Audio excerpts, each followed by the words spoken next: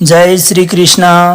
नमस्कार दोस्तों, आज हम श्रीमद् भगवत गीता के 10 अति महत्वपूर्ण विचारों को जानेंगे और इन विचारों को बहुत ही आसान भाषा में आपको समझाया जाएगा। इन विचारों को जानकर समझकर आप अपने जीवन में वो सब कुछ हासिल कर सकते हैं जो आपको असंभव लगता है। बस आप इन भगवत गीता के विचारों को वीडियो के आखिर तक जरूर सुनना। श्रीमद् भगवत गीता का पहला विचार यह है कि आपने और हमने जीवन में जितनी भी खुशियां पाई है उनको यदि हम याद करते हैं तो हमारा भगवान श्री कृष्ण के प्रति प्यार और भी गहरा होता जाता है, और हम अपने जीवन में घटित संघर्षों को यदि याद करते हैं तो भी हमारा भगवान श्री कृष्ण के प्रति प्यार और बढ़ता जाता है, लगाव और बढ़ता जाता है। देखो दोस्तों, कान्हा ने न जाने अपने जीवन में कितनी ही लीलाएं रची है। उन तमाम लीलाओं से हमें अपने जीवन में सीखने को बहुत कुछ मिलता है।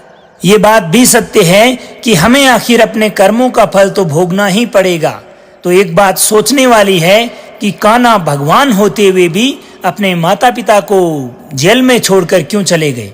क्यों वो अपने माता पिता को कारागार में छोड़कर आ गए? वो तो भगवान थे, निकाल सकते थे। कंस का वध करने के पश्चात भगवान श्री कृष्ण कारागार में गए और अपने माता पिता को आजाद करवाया। तो उनकी माता देवकी ने उनसे प्रश्न किया कि हे पुत्र, तुम तो परमात्मा के रूप हो और तुम्हारे पास तो अपार शक्तियां हैं। अगर तुम चाहते तो तुम हमें कंस के अत्याचार से कब के बचा सकते थे और इस कारागार से बाहर भी निकाल सकते थे, किंतु इसके पश्चात भी तूने हमें छुड़ाने और कंस को उसका दंड देने के लिए 14 वर्षों का इंतजार क्यों किया? तब भगवान श्री कृष्ण अपनी माता देवकी से कहते हैं कि माता, सर्वप्रथम तो मैं आपसे इस 14 सालों के इंतजार के लिए क्षमा चाहता हूँ, और आपको शायद याद नहीं होगा, पिछले जन्म में आपने मुझे 14 वर्षों का वनवास दिया था। अब ऐसी बात सुनकर माता देवकी को बड़ा ही आश्चर्य हुआ। उसने कृष्ण से पूछा कि बेटा, ऐसा कैसे संभव हो सकता है? इस पर भगवान श्री कृष्ण ने अपनी माता को याद दिलवाया कि माता, आप पिछले जन्म में माता कैकेयी थी और राजा दशरथ की पत्नी थी। माता देवकी ने श्री कृष्ण से पूछा, तो ये बताओ कि महारानी कौशल्या कौन थी? तब श्री कृष्ण बताते हैं कि माता, महारानी कौशल्या मैया यशोदा है, जो अपने पिछले जन्म में 14 वर्षों तक अपने पुत्र प्रेम से वंचित रही थी, और इस जन्म में उन्हें वही प्यार वापस मिला है। इसलिए इस मृत्यु लोक में तमाम मनुष्यों को अपने कर्मों का फल अवश्य भोगना पड़ता है। कर्म मनुष्य की ऐसी परछाई है जो इस जन्म में तो क्या, जन्म जन्मांतर तक आपके साथ रहती है। प्रभु की लीला प्रभु ही जाने। परमात्मा वही करते हैं जिसे हम मनुष्य नहीं कर सकते। दुर्योधन ने लाक्षागृह भवन का निर्माण करवाया और उसकी योजना थी कि समस्त पांडवों को मैं लाक्षागृह भवन में अग्नि लगाकर वहीं समाप्त कर दूंगा, परंतु इसके उपरांत भी पांडव कैसे जैसे करके उस लाक्षागृह भवन से अपने आप को सुरक्षित निकाल लेते हैं। और इतना ही नहीं, इसके उपरांत तमाम पांडवों को जंगल में अपना वेश बदलकर अपनी पहचान छिपाकर रहना पड़ा। इसलिए ध्यान रहे दोस्तों कि हमने जो भी कर्म किए हैं उनका फल हमें अवश्य ही भोगना पड़ता है। अब दोस्तों, एक बहुत बड़ी बात जो हमें श्रीमद् भगवत गीता से सीखने को मिलती है कि ईश्वर के प्रति, परमात्मा के प्रति हमारी भक्ति प्रेम और श्रद्धा से परिपूर्ण होनी चाहिए। कोई छल कपट नहीं होना चाहिए। जब कभी भी ब्रह्मांड में इस प्रकार की चर्चा हुआ करती थी कि भगवान श्री कृष्ण का सबसे बड़ा भक्त कौन है, तो उसका जवाब यही मिलता था कि श्री राधा रानी जी है जो श्री कृष्ण की सबसे बड़ी भक्त है। परंतु इस बात से भगवान नारायण कभी प्रसन्न नहीं थे। भगवान नारायण मानते थे कि उनसे बड़ा भक्त श्री कृष्ण भगवान का कोई है ही नहीं। तो दोस्तों, एक समय की बात है जब नारद जी भगवान श्री कृष्ण से मिलने के लिए द्वारिका पहुंचे हुए थे।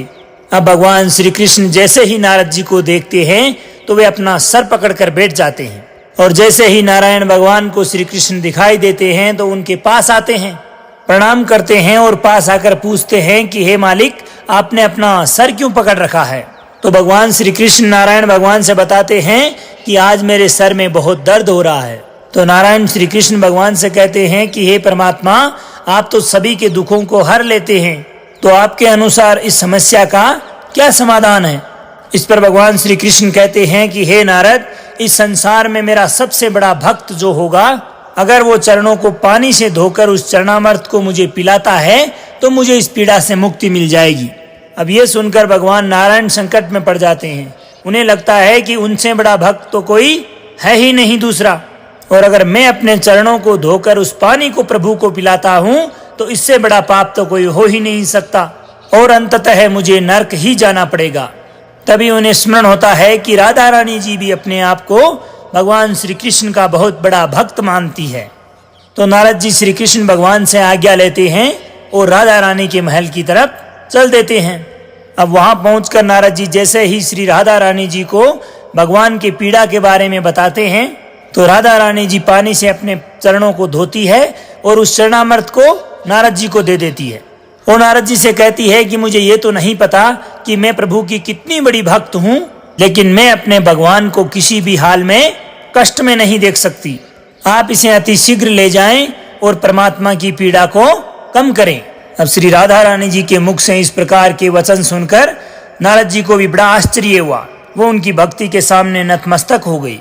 कहने लगे कि देवी, आप ही भगवान की सबसे बड़ी भक्त हैं, और कहते हैं कि भगवान श्री कृष्ण ने मुझे ये सब संदेश देने के लिए ही इस प्रकार की लीला रची होगी। और इससे साफ साफ यही समझ में आता है कि संपूर्ण भाव और पूर्ण श्रद्धा से ही प्रभु की भक्ति की जा सकती है। दोस्तों, भगवान श्री कृष्ण को एक और नाम से भी जाना जाता है, और वो है रणछोड़ दास। क्योंकि ऐसा कहा जाता है कि भगवान श्री कृष्ण ने एक बार रण छोड़ दिया था, युद्ध का मैदान। भगवान श्री कृष्ण से एक बात और हमें सीखने को मिलती है कि बिना मतलब किसी के सामने अपनी ताकत का दिखावा नहीं करना चाहिए। अब अगर भगवान श्री कृष्ण की इच्छा होती तो वो महाभारत थोड़ी होने देते। वो संपूर्ण महाभारत को अपनी शक्ति से ही खत्म कर सकते थे, परंतु उन्होंने कभी भी बिना आवश्यकता के अपनी ताकत का दिखावा नहीं किया। यहाँ तक कि वे महाभारत के युद्ध में भी एक सारथी बनना ही स्वीकार करते हैं, ना कि कोई योद्धा। उन्होंने अर्जुन से कहा था कि युद्ध में सिर्फ तुम्हें ही लड़ना होगा, मैं सिर्फ तेरा सारथी रहूंगा। कंस का वध करने के लिए भगवान श्री कृष्ण का जन्म हुआ था, ताकि कंस का अत्याचार जो पृथ्वी पर लगातार बढ़ता जा रहा है उसका विनाश कर सके, उसे खत्म कर सके। और जब भगवान श्री कृष्ण किशोरावस्था में थे तभी उन्होंने गोकुल से मथुरा की तरफ प्रस्थान कर दिया था और मथुरा पहुंचकर कंस का वध किया। और इस प्रकार उन्होंने संपूर्ण सृष्टि को दुराचारी कंस के अत्याचारों से मुक्त करवाया। और जब कंस की मृत्यु हुई तब जरासंध जो कंस के ससुर थे, उसने शिशुपाल और कालिया वंश जैसे राजाओं के साथ मिलकर मथुरा पर आक्रमण कर दिया था। और जैसे ही भगवान श्री कृष्ण और उनके बड़े भाई बलराम को ये बात ज्ञात होती है तो उन्होंने युद्ध को लड़ने से पूर्व उसे टालना उचित समझा था। ऐसा इसलिए किया था कि युद्ध में केवल सैनिक ही नहीं मारे जाते, बल्कि नगर में जो निर्दोष नागरिक होते हैं उनकी जान को भी खतरा होता है। ये भगवान श्री कृष्ण की लीला ही थी जो उस नगर के तमाम लोगों को सुरक्षित जगह एक नई नगरी में समुद्र के किनारे ले गए थे, और उसी नगर का नाम था द्वारिका।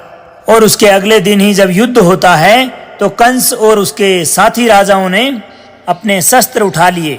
ये देखकर भगवान श्री कृष्ण और बलराम वहां से भागने लग जाते हैं। और जैसे जैसे वो भागते जाते हैं उनके पीछे जरासंध, शिशुपाल और कालवन जैसे राजा भी भागने लगे। उनमें से जो काल्यवन था उसको देवताओं की तरफ से वरदान प्राप्त हुआ था कि कोई भी उसे अस्त्र अथवा शस्त्र से नहीं मार पाएगा। इसीलिए वह बहुत ही निर्भय था, उसे किसी प्रकार का डर नहीं था। वो जानता था कि मुझे मारा ही नहीं जा सकता, और इसीलिए वह बिना डरे भगवान श्री कृष्ण का लगातार पीछा करता रहा और इसी प्रकार एक गुफा में पहुंच जाता है। अब आपको बता दें कि उस गुफा में एक राजा सोया हुआ था जिसका नाम मुचकुंद था। अब राजा मुचकुंद को भगवान इंद्र से इस प्रकार का वरदान प्राप्त था कि जब भी वो सोए रहते हैं उस समय जो भी उसकी निद्रा में विघ्न डालेगा और उसके समक्ष अगर उसकी नजरों में आता है तो वह स्वयं ही जलकर भस्म हो जाएगा। तो भक्त भगवान श्री कृष्ण एक लीला रचते हैं। वो अपने पीताम्बर को राजा मुचकुंद के मुंह पर डाल देते हैं और स्वयं कहीं जाकर छुप जाते हैं। अब राजा मुचकुंद सोए हुए थे और जैसे ही कालियावंत उनके सामने प्रस्तुत होता है, वहां पहुंचता है, तो उसे लगता है कि शायद भगवान श्री कृष्ण यहाँ छुपकर सोया हुआ है। और कालियावंत ने राजा मुचकुंद को एक लात मार दी जिससे उनकी निद्रा टूट गई। वो अत्यधिक क्रोधित होकर अपनी सैया से उठ खड़े हुए अब जैसे ही कालियावन की नजर राजा मुचकुंद से मिलती है, भगवान इंद्र से मिले वरदान के अनुसार कालियावंत वहीं पर जलकर भस्म हो जाता है। अब ये सारी घटना घटित हो जाने के पश्चात भगवान श्री कृष्ण राजा मुचकुंद को अपना दिव्य रूप चतुर्भुज रूप का दर्शन देते हैं और साथ ही साथ उन्हें मोक्ष प्राप्ति का वरदान भी दे देते हैं। और दूसरी ओर उन्होंने जरासंध का वध भीम से करवाया।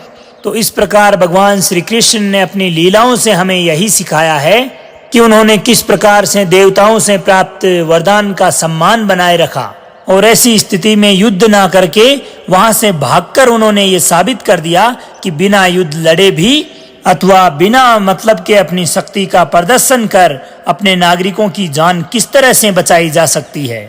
दोस्तों, भगवान श्री कृष्ण बताते हैं कि मनुष्य को कभी भी अहंकार नहीं करना चाहिए। अहंकार से हम जितनी दूरी बनाकर रखते हैं उतना ही हमारे लिए अच्छा होता है। अब तीसरा विचार यह है कि न जाने भगवान श्री कृष्ण से ही अपने जीवन में क्या क्या छूटा था। सर्वप्रथम जब भगवान की जिंदगी शुरू होती है तो उनके माता पिता उनसे छूट जाते हैं। नंद और यशोदा मैया मिली तो वो भी छूटे, गोकुल छूटा, राधा छूटी और उनका जन्म स्थान मथुरा भी छूटा। अगर भगवान श्री कृष्ण से कुछ ना छूटा तो वो है उनकी मुस्कान और उनकी सकारात्मक सोच। इसलिए तो भगवान श्री कृष्ण हमें यही सिखाते हैं कि जिंदगी में जब सब कुछ छूट जाता है उसके पश्चात ही हमें अपने जीवन में मुस्कुराहट किस प्रकार से बनाए रखनी है और किस प्रकार सकारात्मक रह सकते हैं। दोस्तों, जब जीवन में कुछ भी ना समझ आए तो श्रीमद् भगवत गीता का ज्ञान लेना शुरू कर दीजिएगा। आपको अपने जीवन में उत्पन्न हर एक समस्या का समाधान स्वतः ही मिल जाएगा। भगवान श्री कृष्ण से हमें कर्म का महत्व सीखने को मिलता है। जब अर्जुन भगवान श्री कृष्ण से कहते हैं कि अब मुझे युद्ध नहीं करना, आखिर युद्ध करके मुझे मिलेगा ही क्या, युद्ध में तो मुझे अपनों का ही वध करना पड़ेगा। तब भगवान श्री कृष्ण अर्जुन को बताते हैं कि हे पार्थ, तुम अपने कर्म पर ध्यान दो, फल की चिंता मत करो। इन कर्मों के फल के लिए तुम्हारे भीतर जो मोह छुपा है उसे अपने मन से निकाल दो, तो तुम्हारी मंजिल तक पहुंचने की जो यात्रा होगी उस यात्रा का केवल आनंद लो। भगवान श्री कृष्ण कर्म की व्याख्या कुछ इस प्रकार से करते हैं कि असल में यज्ञ को कार्य रूप देना ही कर्म होता है।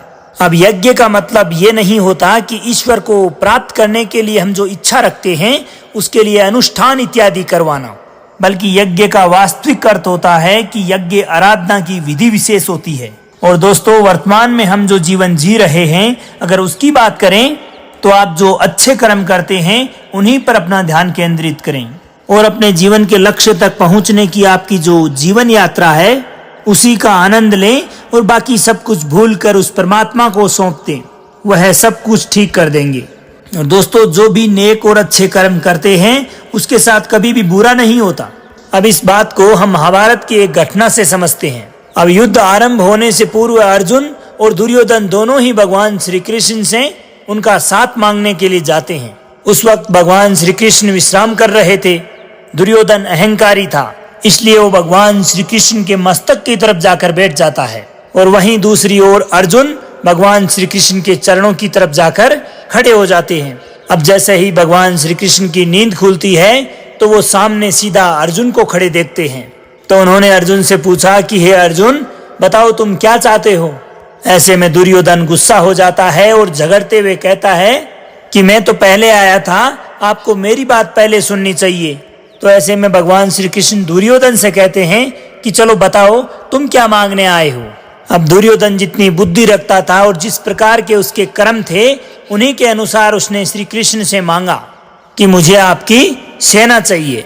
अब वहीं दूसरी ओर अर्जुन जिसके कर्म अच्छे थे उसने कहा कि मुझे आपका साथ चाहिए, मेरा अनुग्रह स्वीकार करें, आप मेरे रथ के सारथी बन जाएं। अब भगवान श्री कृष्ण पहले से ही शस्त्र ना उठाने की प्रतिज्ञा कर चुके थे, इसलिए वे अर्जुन की प्रार्थना स्वीकार करते हैं और उनका सारथी बनने के लिए तैयार हो जाते हैं। और इसीलिए भगवान श्री कृष्ण ने अर्जुन को श्रीमद् भगवत गीता का संपूर्ण ज्ञान दिया और युद्ध के लिए जो रणनीति बनवाई उसी से पांडवों की विजय हुई। इसलिए ये घटना हमें ये बताती है कि जिसके कर्म अच्छे होते हैं अंत में उसके साथ अच्छा ही होता है।